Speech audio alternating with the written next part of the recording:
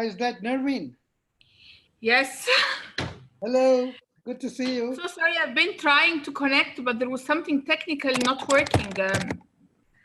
I'm sorry Yeah, for that. and Yeah. these things happen, right? And are you in Yeah. Egypt? Are you in Cairo? Yes. Wow, it's such a wonderful city, isn't it? Yes. Thank you. Yeah. It is. We are enjoying the summer now after the COVID-19 crisis that happened.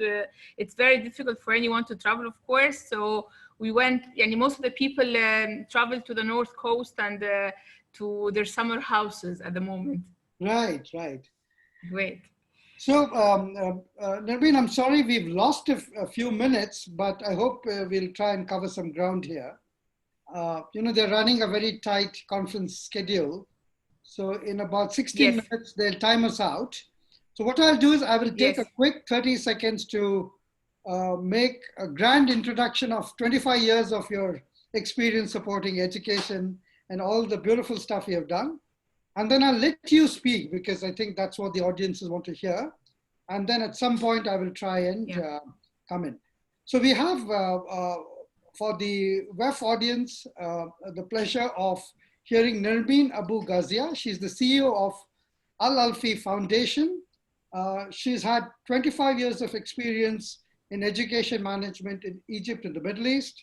Her focus is on children and youth in Egypt to train them, to reskill them, to gain them the confidence to then have equitable opportunities and realize their full potential. So that's really a grand vision, Nirbeen. And also I see that you are a big believer in the power of technology to expand the world. So I will just leave you with two broad questions, but you should perhaps weave your story. You should weave your story around it. Um, One is, will technology boost jobs or will it take them away? The fear is technology is out here to also drain us of jobs. And if it does, will it only take away low paying jobs? Therefore, it'll do the robotic service in warehouses, but leave management consulting or accounting or legal advice to human beings. So I'll leave you with those two questions, but you're free to take it any which way you wish. Okay, thank you very much for your quick introduction, and sorry again, apologies for my late participation. We in the foundation have taken a trend of like around the past 6 years in order to focus on the STEM education, everything related to science, technology, engineering, and mathematics, out of belief that this is the trend that is coming. The pace, of course, of the businesses around the world is changing dramatically, very quick. And at the same time, with the COVID-19 scenario, it put every nation on a review to their strategies towards education, higher education, and definitely the impact on employability and the economy in general. So let's give a quick introduction about the gig economy, where we are, everyone is moving right now towards the platform economy or the gig economy, where a consultation will be more available. The working from home will be available like what we are doing right now. The work-life balance will have a better implementation in our daily life, and this will definitely affect and empower women. If we are talking about women here, I think life will be much easier for them because working from home, working like now from my summer house, it is applicable. Definitely the trend of the jobs, I've been through several statistics I cannot share with you at the time being, but Right. the World Bank and the United Nations statistics would show that definitely there is a dramatic change of the management and the office work trend, and that there is a trend coming for the robotics, the AI, the clouding computing and stuff like that. Right. Here we are talking about different cultures that we need to be ready for. Number one culture is the flexibility. Right. The employee or the person working for the job or looking for the job whether to have a long term is no longer existing. Everything is very quick. The turnover of the companies will be very quick. The Right. culture of the organization definitely will change. All the multinationals are restructuring their offices and their I would say the systematic system of 9-to-5 job will no longer take place, and we all agree on that. There is a more window definitely for the startups, more window for the consultation. Yet the drawback of that is that everything will revolve around the talent of the person, his potential in giving to the work. So the nations that should review their curriculum being provided in the schools and the higher education from that perspective. They should focus on the skills that is required in order to prepare an international citizen. I would be in India or in Egypt, and I will be working remotely to serve a company in the UK or the US. So I have to be ready for that with all the soft skills required for that. This is number one. The other thing is that there might be a drawback for and one of the challenges might be the French benefits that the companies are providing. And I was just chatting with a dear friend. She's working as a translator at the United Nations for the past 30 years. And she's telling me, you know, Nermeen, now I'm in my Swiss home. I'm doing all the online translator needed. I will not travel anymore. I will not meet presidents anymore. I will not stay in a 5-star hotel anymore. I will just stay home, and I will go into with my online translator spontaneously. So everything is changing now, and we should be flexible for that. Statistically, 30% of the jobs will disappear for sure, but also new jobs will be coming up. And when we talk about nations like India or like Egypt, I would say we have a very strong opportunity here because we are young generations. And young are very flexible, are required. And this is well seen even before the COVID-19, that most of the nations like the US or the UK or Germany, they started to give lots of benefits for visa for young generation to come and join their workforce because they are more, again, flexible, they are more young, they are quickly adapting and agility to the changes happening around. So this is my feedback towards your question. That's, I think, a terrific summary, Nermeen, and it clearly shows why you are such a top-rate educationist, right? You have the full lay of the land. You can still gaze into the future.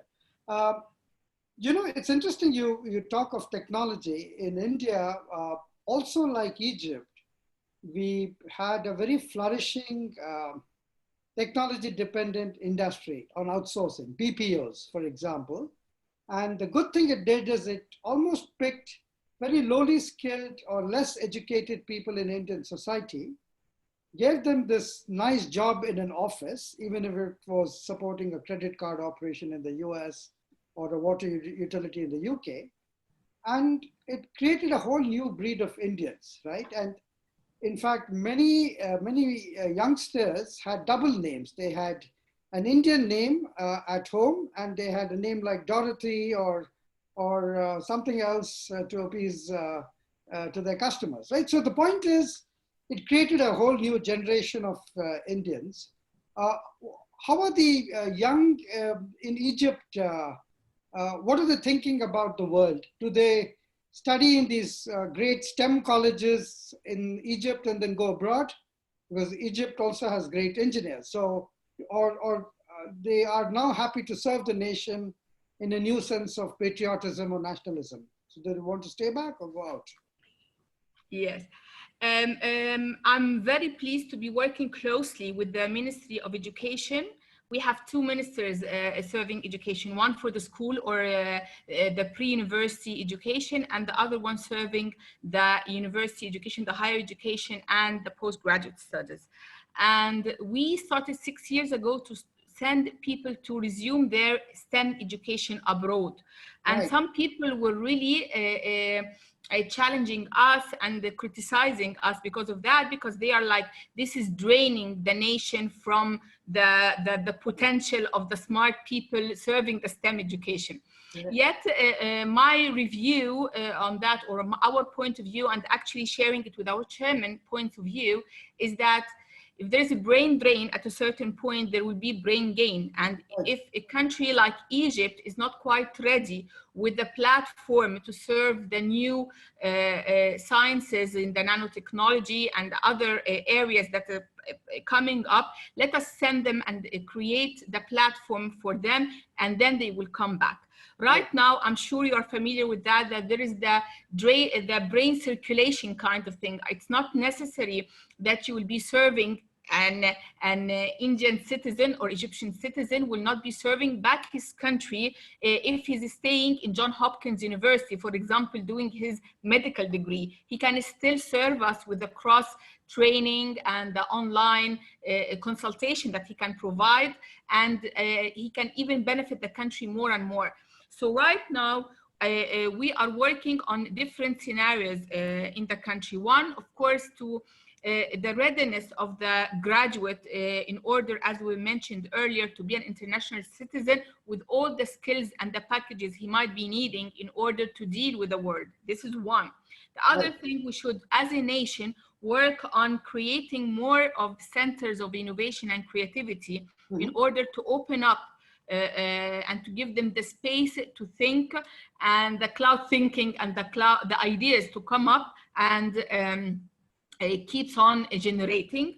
The third thing, of course, is to educate, not only to incubate more and more startups, but also to provide them with solutions. And if they are facing always the financial obstacles, we need, as a nation and as businessmen and different incubators, to provide different financial options and schemes that might support them. It's very unfair for a startup, he wants to have a loan from a bank, to go and they would ask him for a 3-year balance sheet and P&L statements, and he's still coming up with a new idea. So this trend now of having the big investors, the banks, moving on and trying to support the startups is coming up. It has to be more and more encouraged. I'm sure India has got a very good model in that, and we are trying to look around and to advise not only the decision makers, but the bankers and the private sector and the businessmen to look at the new ideas coming up in order to give them support and a financial push in that direction. So Nermeen, I think you've ideated very rapidly and you've covered lots of ground. So thank you for that. We have about 4 minutes left, so I would like to maybe ask you 1 or 2 important questions. From a strategy perspective of the Egyptian government, what are they focusing within STEM? What in sciences, what in technology? Is it biological sciences? Is it computer sciences? What types of technologies? Is that space technology? Because a lot is possible, right? And so within STEM, are there any sectors you're focusing where Egypt has natural skills or has a large expatriate population that might come and give it the brain gain, if you might? So that was one question I had. So why don't you please answer that then? Okay, the first thing, of course, we have the strategy, the 2030 Egyptian strategy that has been executed and drafted by the minister, by all the prime minister and all the ministers. And in that regard, we are working hard at the moment in order to map the different areas we have identified as a priority for the Egyptian economy, and to try to match it with what is needed in the study. For example, we have received a shortage in the medical doctors, and this was, we have got clever doctors, and I would assume clever engineers as well. The engineers and the doctors are traveling, especially with the COVID-19 and prior to that, to different European and American countries. And we need to graduate more and more people in that field. We need to provide them with I would say French benefits and stuff that might lead them to stay, or to come up with a scenario like Singapore. Singapore 35 years ago, they started to gain again the minds and the expertise that they are having worldwide, and let them come back and build a nation. So we are trying at the moment to have this kind of synergy in identifying the main areas we are facing, also the areas that might be very interesting for the world in general, and try to map that with whatever education we are providing. Right, right. Wonderful. So we have perhaps the last minute, Nermeen. I really apologize. I wish this conversation could have been much longer. But is there any final word that you want to tell us, and then we can try and close the session? Any final words? Yeah, I would say that we are all standing right now, all the countries on the same, like the zero line. Everyone has to review his own strategy and the different paths that he was tackling. We are lucky enough, I'm seeing in terms of the education, we are very lucky here in Egypt, because this has pushed the government to think more and more quickly towards different scenarios and to be more ready to what's going on. It's by coincidence when we have the Minister of Education trying to promote the new version for education and using of tablets and technology and so on, some people were really against him and they were anti-change of any scenario. Right now, he's the lucky man in the government. I always tell him, you are very lucky, because everyone was like, wow, we are ready. We were able to finish our academic year successfully and to run the online examination and everything. So everyone now definitely is reviewing, and the nations should be like, our country should be very smart to take this opportunity and move forward. And I do have a strong belief that nations like, of course, India and Egypt really deserve a better positioning and perception in the global economy and in the global scene that is happening at the moment. So on that very optimistic note, clearly your energy, your passion, your expertise, your intelligence, your wisdom comes shining through from Cairo to us like a beam of golden light. Nermeen, thank you for your time, and sorry to have rushed you through these proceedings. No, thank you very much. I really enjoyed it. No, really, and on behalf of the Women Economic Forum, as a token of our appreciation, we'd like to confer the award of Iconic Woman Creating a Better World for All, which I think you're clearly doing, both in STEM and through the Rania Foundation or whatever else you're supporting. So thank you very much again, and look forward to catching up soon. Thank you. Thank you. Bye.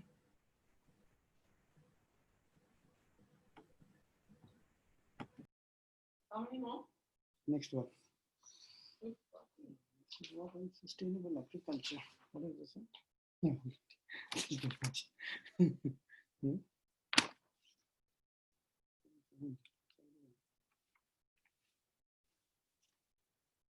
Hi, is that Karen? Hello. Hi, is that? Oh, nice to see you. Hello. I see you as well. So we were a little worried because the previous speaker from Egypt lost 15 minutes trying to connect to the internet. So, but you're spot on, and so really on time. No, don't worry. I missed my slide because I thought it was I didn't know that the time zone was India's. Sorry, yeah. So where are you and what time is it there? Here is 3 o'clock p.m. 3 p.m. and you are in? In Spain. In Spain? Oh, yes. Madrid, Barcelona? Barcelona. Yeah. We're starting to be locked down for the second round. What about you? We are in India, in Bangalore. We okay. also have temporary lockdown. They open the lock, they close it. And so everyone's... So we are the same. Same, yeah. Everyone's guessing. They open and they close it again. Yeah. So very nice to talk to you. Recently, for example, I personally saw a lovely serial on Netflix called Cable Girls from Barcelona. Yeah, very famous. Yes. Yeah, so So nice to have the Spanish flavor. So let me have the pleasure of introducing you formally to the audience, Taryn. We have Okay. Karen Anderson. She's the CEO and co-founder of Impulse for Women. From what I gather, Taryn, it's a female tech entrepreneur and social impact supporting organization. You connect women tech entrepreneurs and women in the social sector trying to do impact. No, for social impact is regardless gender. Oh, all right. Okay. Right. So we go female lead tech entrepreneurs and also social impact projects. Social impact projects. Gender. But you connect these people with the ideas and imagination and innovation with investors, corporates, public-private organizations to get those ventures off the ground, right? That's what Yes. you do, right? Yes. Thank you. And I think you had great investments in Data Quarks and Galigu, right? Yes. Yeah. Well, I have been mentoring into, well, I'm jury member at the European Commission for the 2020 SME Grant Innovation Program. Right. We're giving for entrepreneurs 2 million euros, yes, Right. every time for grants, and also for the Green Deal that is Right. related to social impact projects. And did you go to business school in IESE? Yes. Oh, that's Did you? It's a very nice school. Yeah. Yeah, do you know them? So welcome formally again to the session. I think we're going to discuss a little bit on sustainable agriculture, right? And what the current challenges are, right? And we're talking about women in business, how to make synergies. Okay, so They maybe synergize. then on the agenda I got it wrong. So sorry, apologies, but we'll talk about what you have come for and what you have in mind. So you're saying women in business is what you women in business, how to synergize. How to synergize. Yes. So what I would recommend is why don't you put forth some points of view about what your thesis is, why you're doing what you're doing, why you believe that's. Can I share my screen to see if it works? Yeah, you could. I don't know what the technology ability is. Well, if it's not possible, it's not a problem. It's just that I wanted to make a few in introduction about Impulse for Women. So everything it starts from there, because this is how we are talking about synergizes. You may have to just speak, I think. I don't know. I don't. Okay, so I just speak. Yeah. Not a problem. Go ahead. Please go ahead.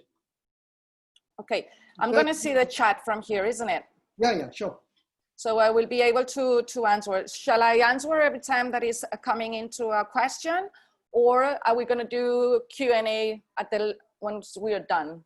What we do is, I'd like to save time. The audience is here to listen to your experience and your insights.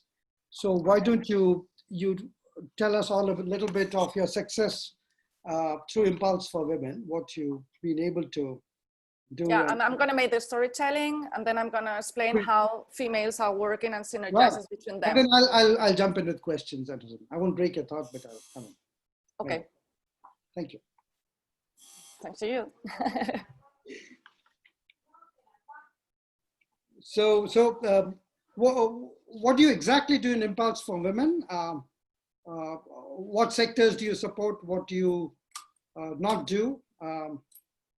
Okay, in Impulse for Women, what we do is we are connecting females entrepreneurs in technology and also social impact projects, regardless gender, and we do not care if they're in technology and non-technology, because we do also have funds that they are investing in both sides. They could be investing in water tech, agri-tech, food tech, but they're also buying cows, trucks, little fisherman boats. So for social impact, we do have another type of investors. But for female lead tech entrepreneurs, we only are connecting them with tech investors. And is there any particular reason, Taryn, why you're focusing only on women as entrepreneurs? Do you think they shape the world differently? They see the world differently? They manage your invested money more sincerely? What could be the reason? Or their success rates are higher? The higher reason why I started Impulse for Women was in 2017. Because I was complaining why the relationship that females have with investors are so different from males. That was the first point. Correct. And the second point was that for being a venture capital, it's very difficult for us to connect with the startups, females to startups. We don't find them. They're all of them split off. So we decided to build Impulse for Women, a nonprofit international organization where we connect females entrepreneurs with the investors.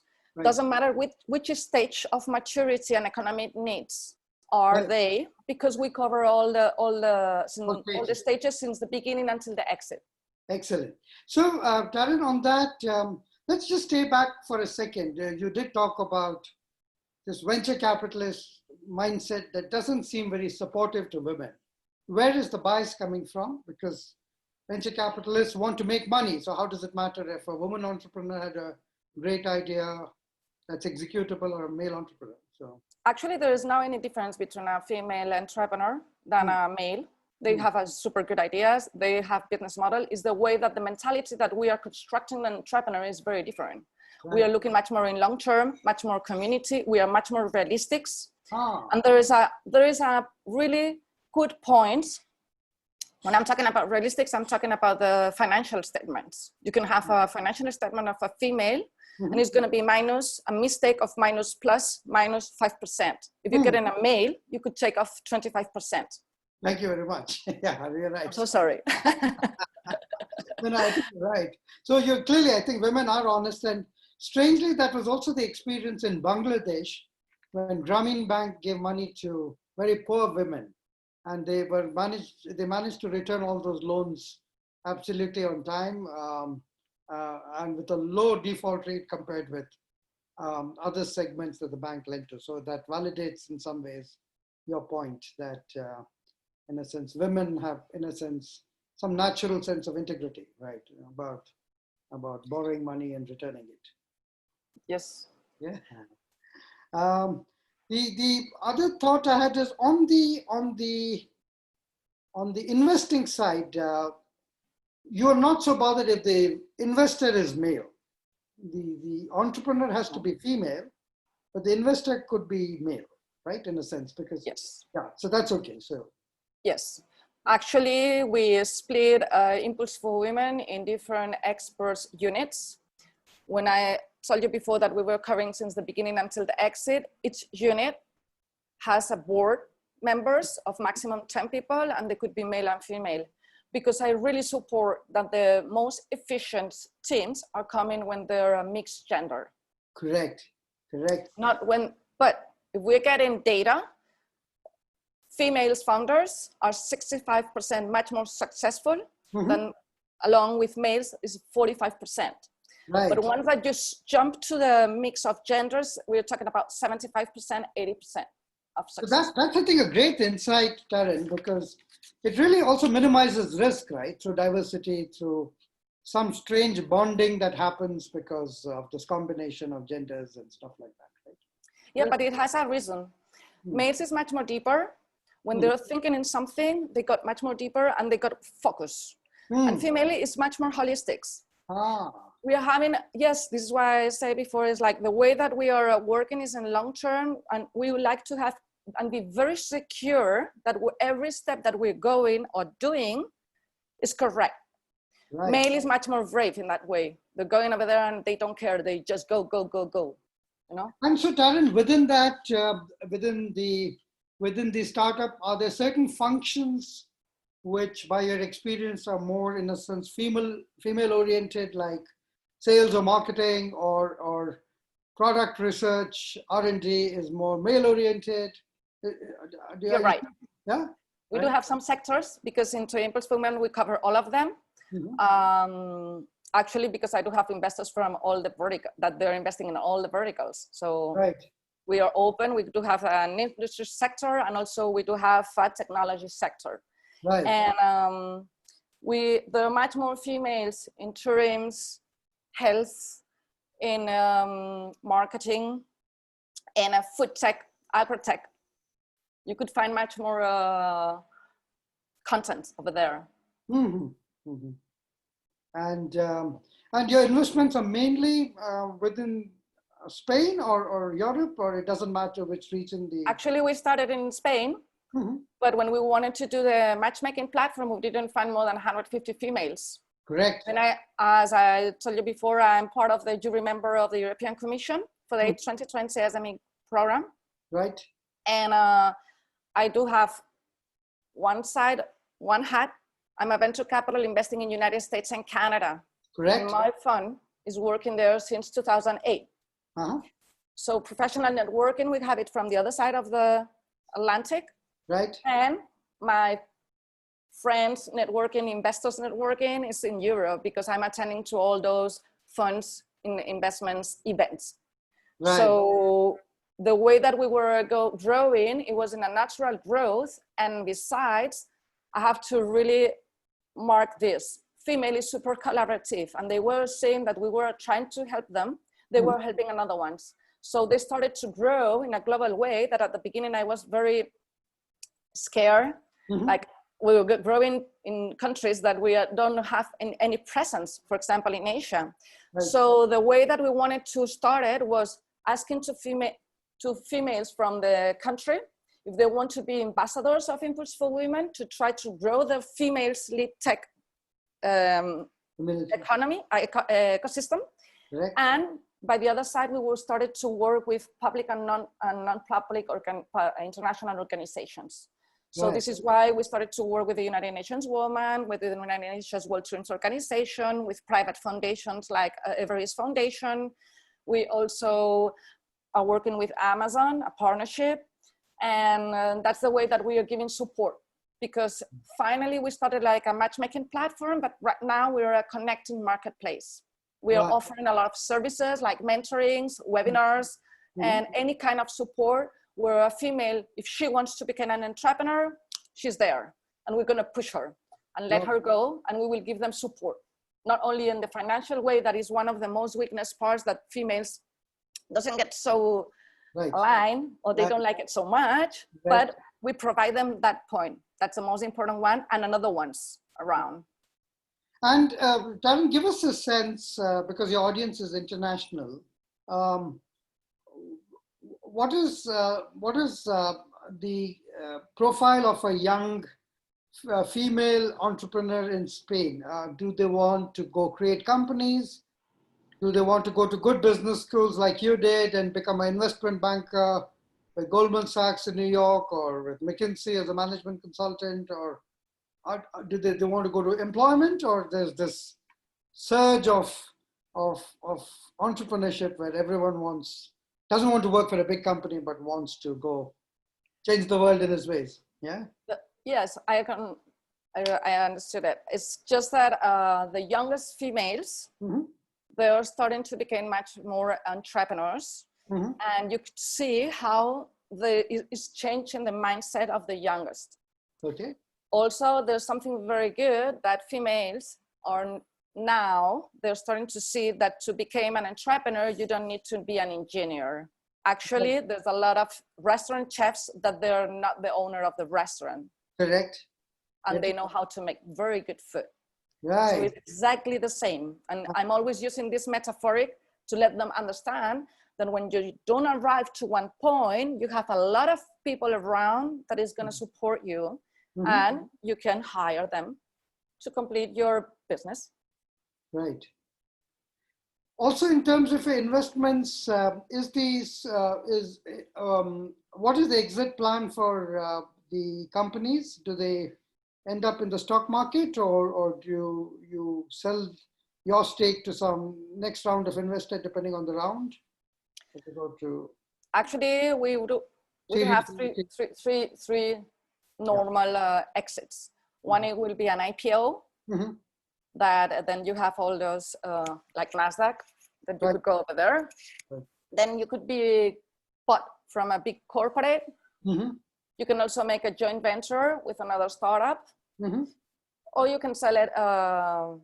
You can directly sell it to a big fund.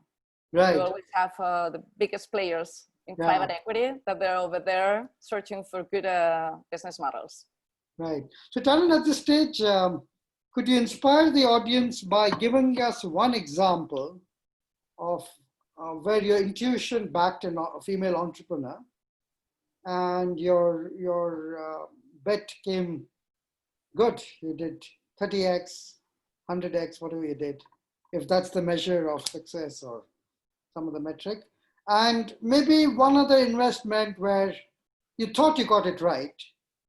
The person seemed to be bright, intelligent, aware, innovative, but market forces didn't allow growth of the company. Just to get a flavor of how an investor's tech mindset works, right? I mean, we have this opportunity to hear you, and no VC will tell us, right, how they think, right? So, no, but I'm gonna tell you because it's very easy. We do have like a KPIs that right. we're all of us following. Right. There is something very important that startups should know. Depending on the maturity, you're gonna have a different investor.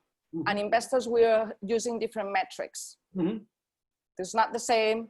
My early stage venture capital is investing from 100,000 euros up to 1.5 million. But after myself, our fund is coming another one bigger and bigger and bigger. That's a chain. All of us, we do have a slot. And all of us, we want that is coming a bigger one later to reduce my risk. Right, correct. Okay, that's one point. What a venture capitalist is looking for is which problem are you solving in the market? We also want to know what are the needs. Are you needs in the market for your product, or you have to go to the clients and try to persuade them to buy you? Another point very relevant is the team. How are the hierarchy of the structure, the founders, the agreement partners? Why? Because on the long term, one of the reasons why the startups are failing, right, because the bad relationship between the partners. Right.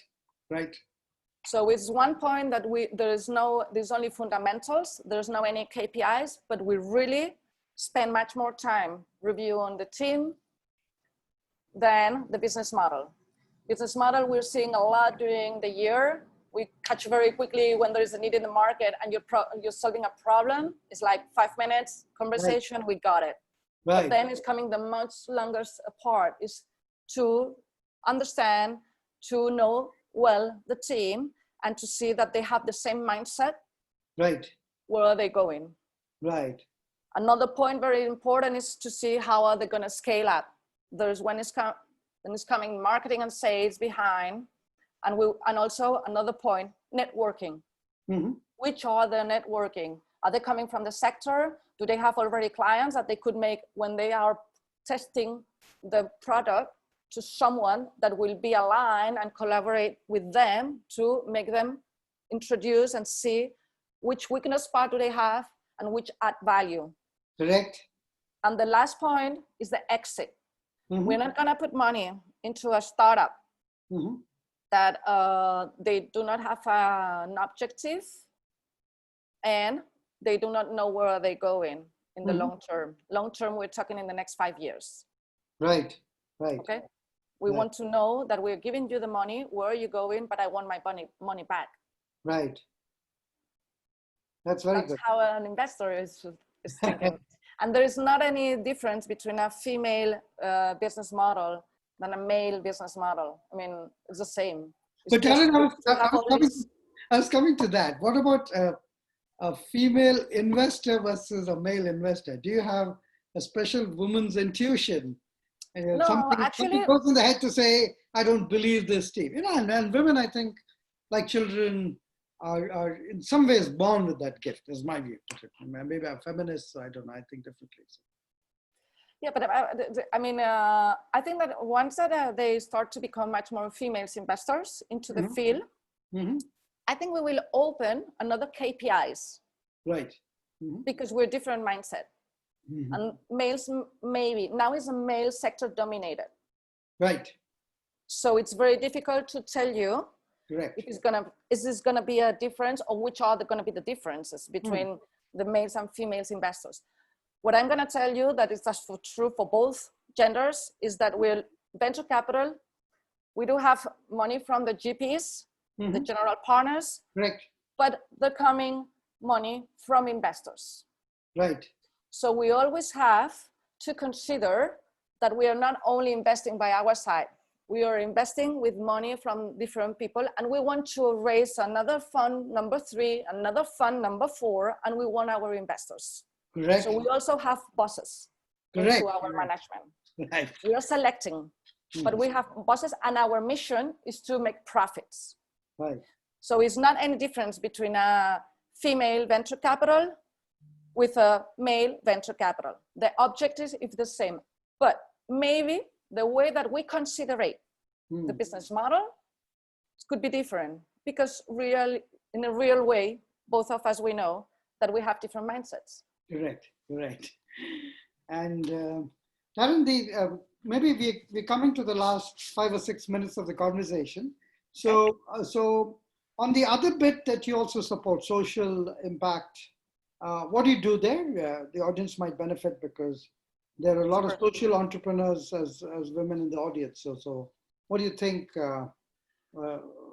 Actually, we started the social impact projects at the same time that Impulse for Women, right. Because all those corporate venture capitals, all those corporates, that they have an amount of money that they build up a fund to invest in their own ecosystem, and they're aligned with sectors as energy, automotive, pharmacy.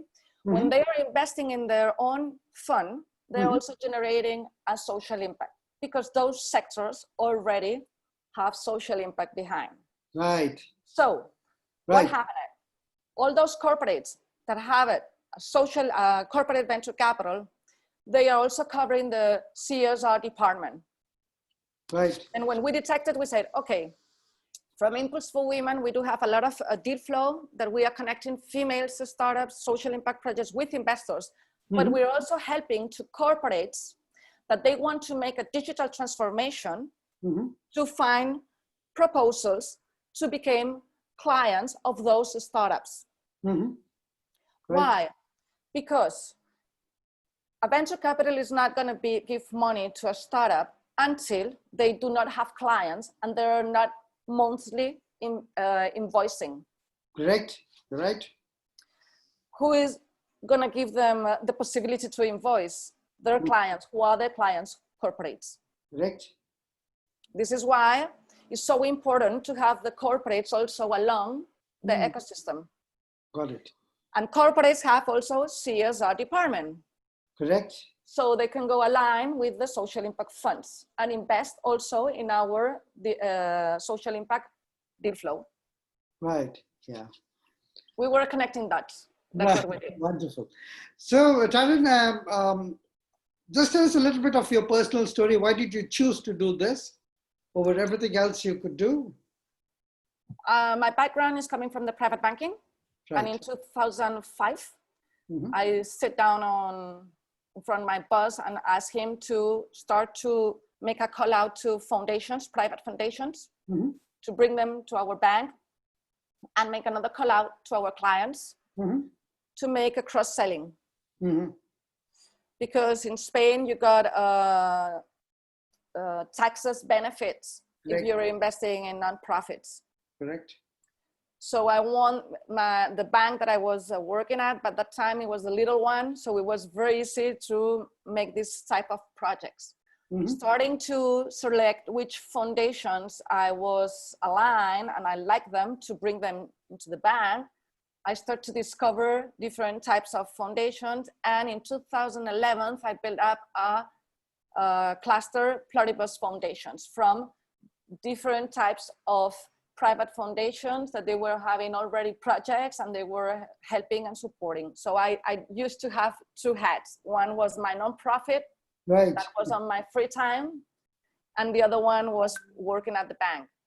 So this is why when we start to build Impulse for Women, it was because Impulse for Women, females are weak when with regarding to talk about money.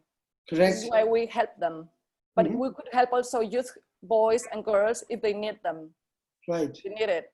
And this is why we also started with social impact. I'm related to this world since 2005. It's a long time now. Yes. You're very I'm old. No, you don't seem so. And, Taryn, we have the last minute or so. So if there were female tech entrepreneurs in the audience, what would you inspire them by? Would you tell them to straight true to the dream, or go back to formal employment? You have to be connected with what you're doing, and if you're convinced that you're solving a problem, you got a need in the market, you can make it. Right. Go. There is not any difference between a female business model and a male business model. And every day, more and more, they're coming on the field, more females to support them. Right. So it's super important. And if they think that they are not secure, you got a lot of people helping you.